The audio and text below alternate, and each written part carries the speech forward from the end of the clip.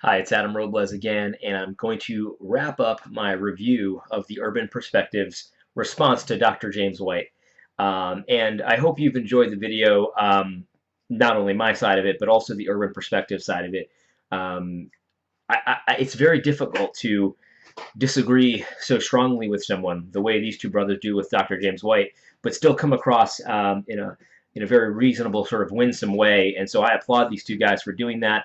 It was extremely interesting and helpful, I think. So and it's very easy for these kinds of videos on this particular topic, the topic of racism and discrimination and white supremacy.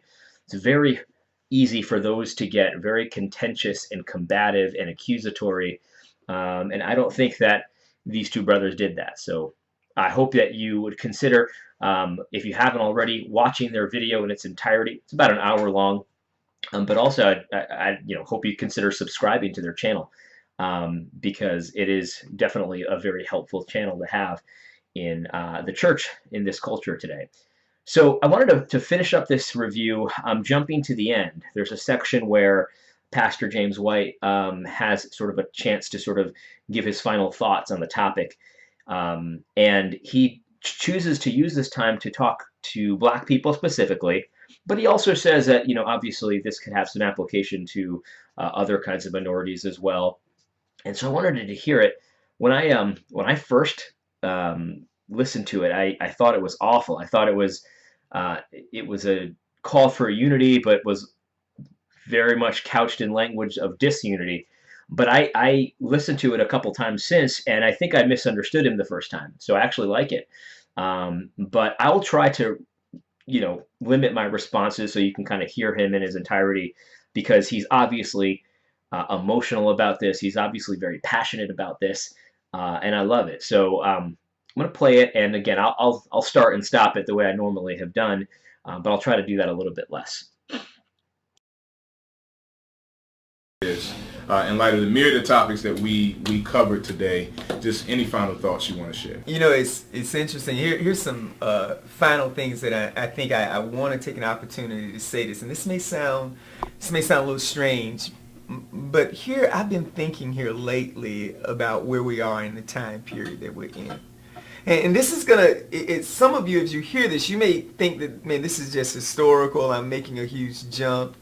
Sometimes I wonder if, even for those of us, and I'm going to speak primarily to African American, this certainly can deal with other ethnic groups as well, but sometimes I wonder if some of the historical dynamics that we have faced out of that 200 years of slavery are still with us. One of the things that would happen during slave times is you had this separation between the slave that was in the field and the slave that was in the house.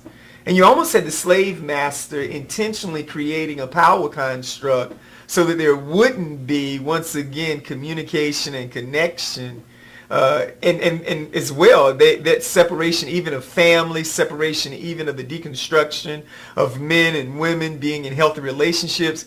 And so this idea of separation in some ways became embedded within the African American experience and psyche.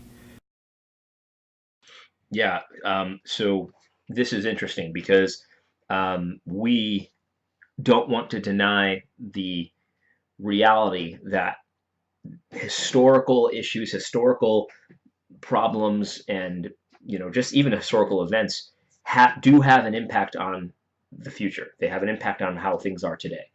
And so he mentions the idea that there was these separations that were in many instances intentionally perpetrated on Black people. Separations between the slaves that were in the field versus the slaves that were in the house. Separations between family structures and keeping families separated.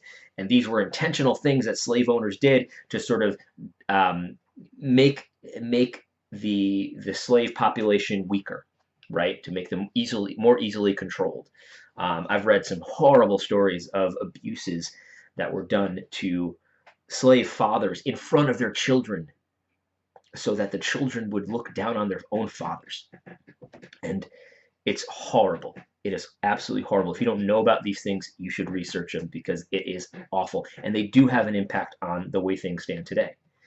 Um, it's interesting because as I've started to engage in this conversation a little bit more, I've been called um, a house slave in so many words, and I'm not even black, obviously, but people, they say that anyone that, in their opinion, is not thinking the right way about these issues is sort of like a race traitor. And so they'll call you a house slave, and that's a derogatory way to sort of label you as someone who's kind of um, an enemy of the race, so to speak. So I know exactly what he's talking about. This is absolutely something that still is prevalent today. Um, and so let's listen to more of what he has to say. And the thing that's so beautiful about Christianity is it has the answer to this kind of stuff. So let's hear him out. Which is so contrary to the gospel. I would say to those of us in the time period that we're living in, especially for Christians who are African American, and I want to make sure that I've got the right position on that language. Here's just a suggestion from one who has been journeying for many years now. One of the things that's frightening for me, that's always been the question, especially for conservative African American biblical Christians, is why don't we have more unity? Or why is it that you don't see us connecting together? It's almost as if we're afraid that we'll make the wrong statement with having unity. And yet, we live in a time period now where I'm excited to be doing, again, this experience with an incredible leader and Bible teacher in Pastor Jerome Gay. But I'm excited that he's not the only one. We've mentioned Jamar Tisby, who, again, is doing some things that go beyond what we could ever imagine. Hey, there are a number, again, of African American women who theologically are on the scene now that are doing some things, shaping some things, that even at the conference where Jamar had, there were some women who really are leading in ways that go beyond. And right now I'm speaking maybe even to some of my own friends and people I know. When I think of Eric Mason, again, Dr. Eric Mason and Epiphany Church and planning other churches, doing some incredible things right now. When I think of Dahadi Lewis as well at Blueprint Church, that has a legacy that has been incredible right now. When I think all across this country, you have young African American leaders. When I think of Thabiti Anyabule, Thabiti is one of the brothers now with gray hair who has influenced a number of people who, unfortunately, in many interviews, people have tried to set Thabiti apart so that he could have no voice to speak into his experience as an African American pastor. And that's tragic. And sometimes I think well-meaning white brothers and sisters, they can do that by, again, giving many of those who I've named platforms for their conferences and everything in a way that would make it seem like that there is no connection that we can have when it comes to speaking specifically and uniquely to issues that influence the African American community. My hope is that this generation and even the generation to follow will have a level of unity that will speak volumes to, again, the prayers of those from African descent. Because I really believe we are an answer to the prayers of slaveholders and those who were slaves that couldn't even have a voice in moments like this. I also pray that we would use social media with a level of stewardship, and that we would use it once again to build one another up, because there is a community that is still living, as Langston Hughes says, a dream deferred. And my hope that we wouldn't fall into that, and that we would create and make a culture that speaks to the kingdom of God in a way that will be mysterious, in a way that has power. My hope, if you're listening to this, that you would understand we're in a critical time period where we can't play the same old narrative, that there's a difference between the one in the field and the one in the house. Pastor White.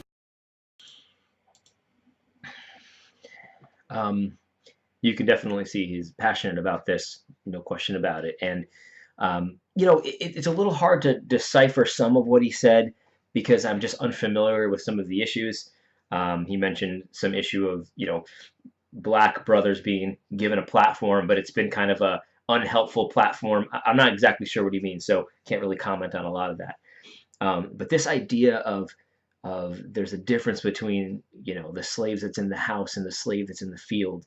Um, we need to end that right away. It's ridiculous that I've been called a house slave. It doesn't make any sense because it's almost like you're assuming that my intentions are nefarious. That I that I intentionally want to hold back my brothers and sisters who are in the field, right? Um, and that's just so far from the truth. Every black conservative that I know, every black libertarian that I know, every Hispanic conservative that I know, they're not doing it to hold anyone back. They believe the things that they believe because they think that they're, first of all, just. They think that they're right and morally correct, but also because they think it's going to help more than what they see from the left, more than what they see from the liberal side. Um, when you see, I mentioned Larry Elder, a libertarian, he always talks about this. There's Thomas Sowell always talks about this kind of thing, that the welfare state hurts black people, it hurts Hispanic people. And what we see from the liberal side of things is that they want more of that. And we're like, look, this is hurting. We need to end this kind of thing. I think that this focus on rampant white supremacy, this boogeyman that's not even real, I think that hurts black people. I think it hurts Hispanic people, and that's why I question it. That's why I say, let's talk about the facts. And so, this idea of there's a difference between the house and the field, it's got to stop. It's got to stop because there will always be disunity as long as people continue to use those same paradigms. And to be perfectly honest, the only side of this issue that I see those paradigms being thrown around is the liberal side. I've never seen a conservative black man or Hispanic person say there's a difference between, me and you, and it's because it's the same difference as the house slave and the field slave. I've never seen it ever happen from the conservative side of things. So, this is something that those of you who are watching this that sort of believe sort of the liberal side of this argument really need to come to terms with it. Take a good look in the mirror and say, why do I assume that when I see a brother who's on the other side of this issue, why do I assume that they just don't care? Right? They have a different experience. They don't care about those of us in the field. It's ridiculous, and it just has to stop. And so, man, I don't know if that's exactly what Pastor James White was saying there, but it sounded like it, and I hope it is, because that is a call to unity that I can absolutely affirm 100%. I want to wrap this up with the other brother. Oh man, Pastor Gay, I think is his name. He has an interesting little tidbit here, and I think I want everyone to hear this because this is important. Thank you so much. Oh man, good to be with you, my brother. You. Yes. Dr. White, I'm sure you're familiar with triperspectival interpretation. People like Cornelius Van Til, John Frame, Richard Pratt, and others are students of Cornelius Van Til's teachings. And he talks about this, John Frame himself talks about this triperspectival approach to interpretation, which first we bring the Bible, the normative perspective. Then we bring our theological tradition, the situational perspective. And lastly, we bring our Christian experience, the existential perspective. This is seen most clearly in Matthew Henry's approach to James chapter 2, verse 2. In James chapter 2, verse 2, James is clearly talking about the issue of favoritism. But Matthew Henry, he goes as far as to say this: but we must be careful not to apply what is here said to the common assemblies for worship. For in these certainly there may be appointed different places of person according to their rank and circumstances without sin. Now, why would Matthew Henry say that? Because of the third component, his Christian experience. Within his tradition, pew purchasing was fine. And so the more money you had, the better seats you got. He's clearly putting his Christian experience and his culture above what James says himself. My question for you, Dr. James, is are you doing the same thing? You frequently reference Philippians chapter 2 and what Jamar needs to give up and how there needs to be mutual sacrifice. But the only thing you mentioned you giving up is the Trinity hymnal. God is calling you yourself to give up more. Yes, Philippians 2 applies to black and brown people and people of all hues, but it applies to you as well. Perhaps you're doing the same thing Matthew Henry is doing, but yet you have not displayed the humility to admit it. Yeah, so interesting, right? Because Matthew Henry is an authority, right? He's someone that we go to. Almost everybody has a Matthew Henry commentary that they can reference to talk about various Bible passages, and that example that he gave on about James chapter 2 is kind of shocking, right? I've never seen that before, um, and so we need to understand that with humility, we do absolutely bring cultural, experiential biases to the text, and we need to be aware of that.